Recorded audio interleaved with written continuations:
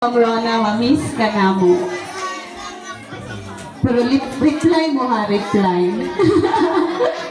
Labi na si Ma'am Jo.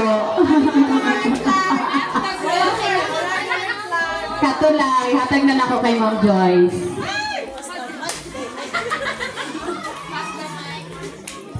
Di ba na ako na-exempted?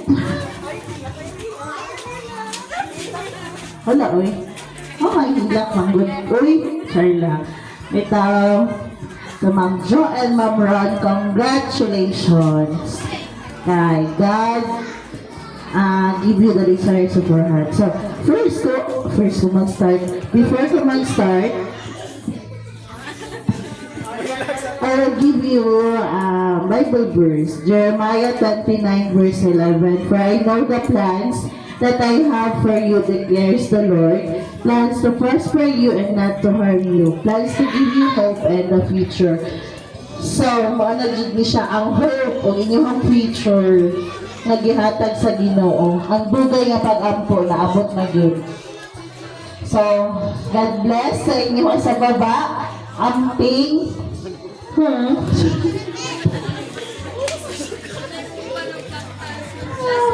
First messages kay Ma'am Rona.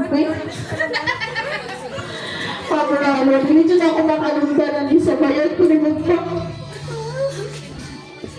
Nasa dito yung baktas? Nasa baktas na yung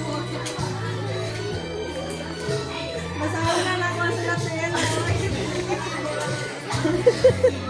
Isa para si Kuya Opong Gisa, ba't yun ko ni Ma'am Rona ng baktas sa ating last Monday yata to?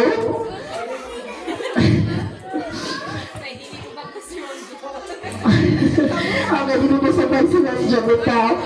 So, even ko na si Ma'am Ron, mga naging part sa daddies.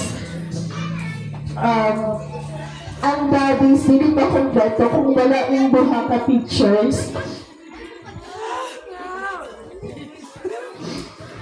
Then, kay Ma'am Jo, thank you sa tanan. One shot away. Yay! Sa kayo pa yung ka-liso, Chayla. Because, yan ang nag-apply si Ma'am Jo. Isa nga problema na gano ko sa iya, ha? So, di dapat mawala ang pagkakumari. So, dapat taga-birthday, invite ka happy ni Chayla. Sabi ta,